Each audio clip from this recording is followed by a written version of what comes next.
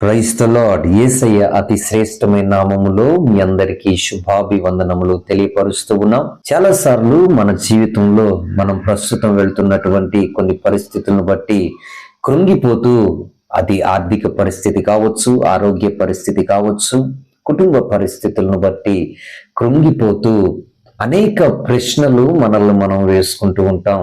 ఏంటి నా జీవితం ఎలా అయిపోయింది? ఏంటి నా కుటుంబ పరిస్థితి ఎలా అయిపోయింది?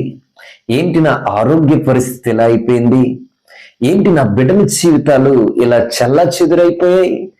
ఏంటి నా వివాహ జీవితం ఎలా అయిపోయింది? అనేక ప్రశ్నలు మన జీవితంలో తలెత్తుతూ ఉంటాయి. ప్రార్థిస్తూ ఉన్నాను కదా, ఎంతో దుఃఖపడుతూ కన్నీరు కారుస్తూ దేవుని సన్నిధిలో అడుగుతూ ఉన్నాను కదా, దేవుడు ఎందుకని నా ప్రార్థన ఆలకించడం లేదు? ఒకవేళ దేవుడు నన్ను విడిచిపెట్టేశాడా? దేవుడు నన్ను మర్చిపోయాడా? అనేక ప్రశ్నలు మన జీవితంలో ఎదురవుతూ ఉంటాయి. అయితే దేవుని వాగ్దానం ఈరోజు నీ కోసమే. యెషయా గ్రంథము 49వ అధ్యాయము 15వ వచనములో దేవుడు ఇటు రీతిగా వాగ్దానం చేస్తూ ఉన్నాడు.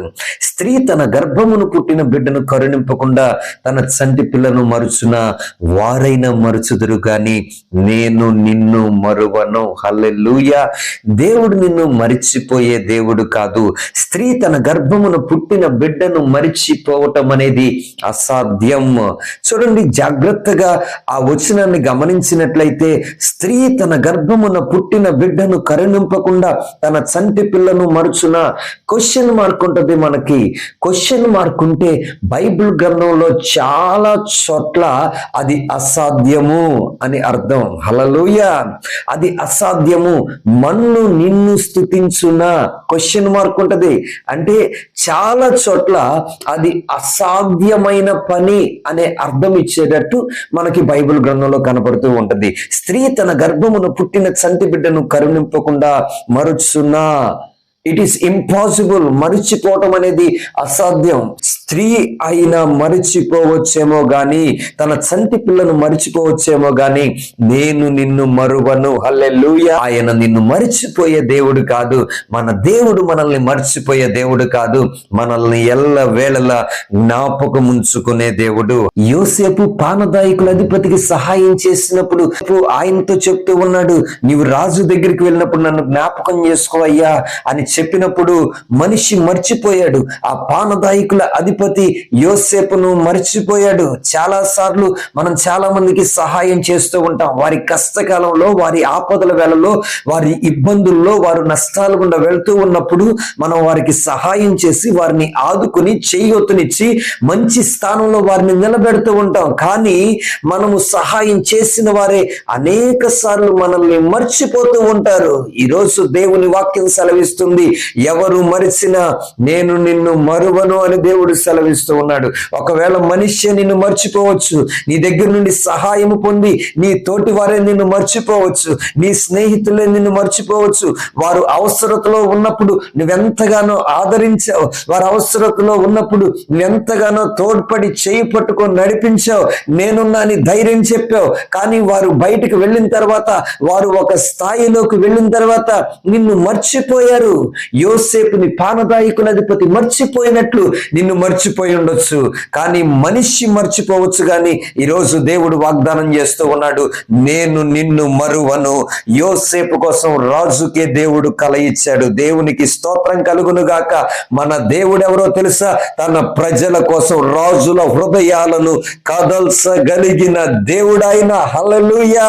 సామెతల గ్రంథం 21వ అధ్యాయం 1వ వచనం సెలవిస్తుంది కదా, యెహోవా చేతిలో రాజు హృదయము నీటి కాలువల వలె ఉన్నది. దేవునికి స్తోత్రం కలుగును గాక.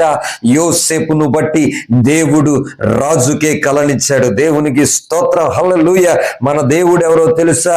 ఒక మొర్దెకై లాంటోడు కోసం రాజుకే నిద్ర పట్టకుండా చేసే దేవుడు. ఆమేన్. హల్లెలూయా. నిన్ను ఆయన మర్చిపోయే దేవుడు కాదు, నిన్ను విడిచిపెట్టే దేవుడు కాదు, నీతో ఉండి నిన్ను నడిపించే దేవుడు, నిన్ను జ్ఞాపకం చేసుకునే దేవుడు. నువ్వు వెళ్తున్న ప్రస్తుత పరిస్థితి నుండి బయటకు నడిపించి నిన్ను సరి అయినటువంటి మార్గం మార్గములో నడిపించే దేవుడు. హల్లెలూయా. ఏ మనిషి నిన్ను జ్ఞాపకం చేసుకోకపోయినా దేవుడు జ్ఞాపకం చేసుకుంటే చాలు, మంచి స్థితిలో నిలవబెడతాడు. యోసేపుని ఏ విధంగా అయితే ఒక అధికారిగా నిలబెట్టాడో, దేవుడు జ్ఞాపకం చేసుకొని ఒక అధికారిగా నిలబెట్టాడో, అటువంటి గొప్ప కార్యములు మన జీవితాల్లో ప్రభు జరిగించును గాక.